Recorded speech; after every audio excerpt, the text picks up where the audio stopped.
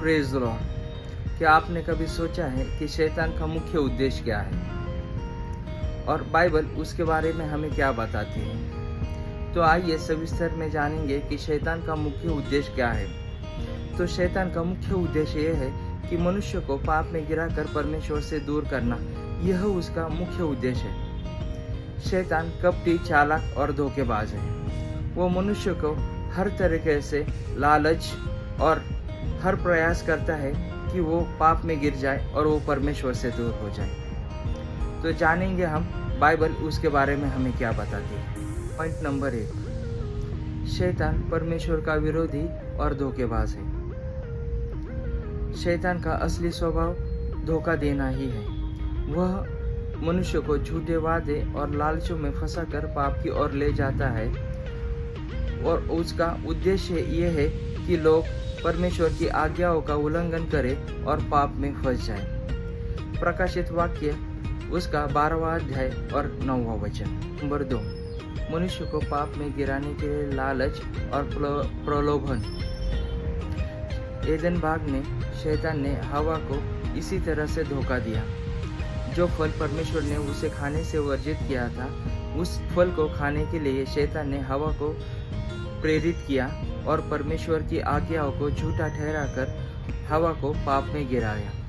इसी तरह शैतान आज भी मनुष्य को लालच और प्रलोभन में भरमाता है और पाप में गिराने के लिए मनुष्य को कोशिश करता है। उत्पत्ति का 3रा अध्याय वचन 4 और 5। पॉइंट नंबर 3, शैतान मनुष्य के मन और विचारों पर हमला करता है। शैतान मनुष्य के मन पर हमला करता है और उसके विचारों को विकृत कर देता है। वह मनुष्य के मन में पापी इच्छाओं को और विचारों को जन्म दे सके ताकि वे परमेश्वर से दूर हो सके। दूसरी करंथियों की पत्री 11वां अध्याय और 3रा वचन। पॉइंट नंबर 4, आत्मिक कमजोरियों का फायदा उठाना। शैतान हमारी कमजोरियों को अच्छी तरह से जानता है। वह उन्हीं का इस्तेमाल करके हमें पाप में गिराने की कोशिश करता है। वो चाहे अहंकार हो, क्रोध हो या फिर यौन इच्छा है, शैतान इसी का इस्तेमाल करके हमें बहकाता है। याकूब का 1 अध्याय वचन 14 और 15। नंबर 5, सत्य को छुपाना और झूठ का प्रसार करना। शैतान सत्य से घृणा करता है, इसलिए झूठ का प्रचार करता है। वह लोगों को गलत रास्तों को ले जाने के लिए झूठी शिक्षाओं और भ्रांतियों का सहारा लेता है। यूहन्ना का 8वां अध्याय और 44वां वचन। पॉइंट नंबर 6, आत्मिक युद्ध में उलझाना। शैतान और उसकी आत्मिक सेनाएं मनुष्य के विरुद्ध निरंतर युद्ध करती रहती है।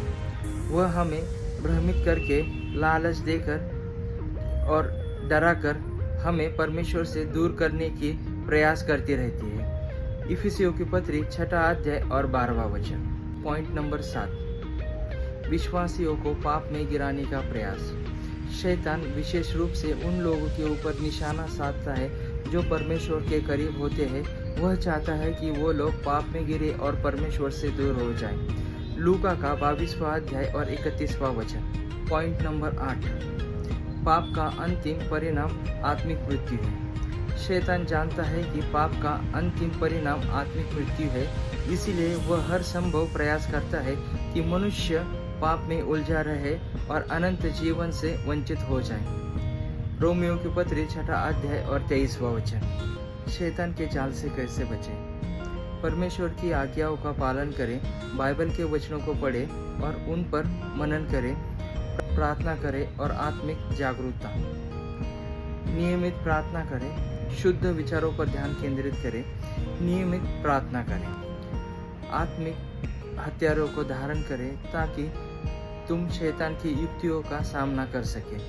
इफिसियों की पत्री 6वां अध्याय और 11वां वचन। निष्कर्ष, शैतान हमें परमेश्वर से दूर करने के लिए हर संभव कोशिश करेगा, पर जो व्यक्ति परमेश्वर में स्थिर रहेगा वो शैतान के युक्तियों से बचा रहेगा। हमें हमेशा जागरूक और सतर्क रहना है और पवित्र आत्मा की सहायता से शैतान का विरोध करना है। इसीलिए परमेश्वर के अधीन रहो और शैतान का सामना करो, वह तुमसे भाग जाएगा। याकूब की पत्री 4 अध्याय और 7वां वचन। इसी तरह से जानकारी पूर्वक वीडियो पाने के लिए आप मुझे सब्सक्राइब कर सकते हैं। God bless you.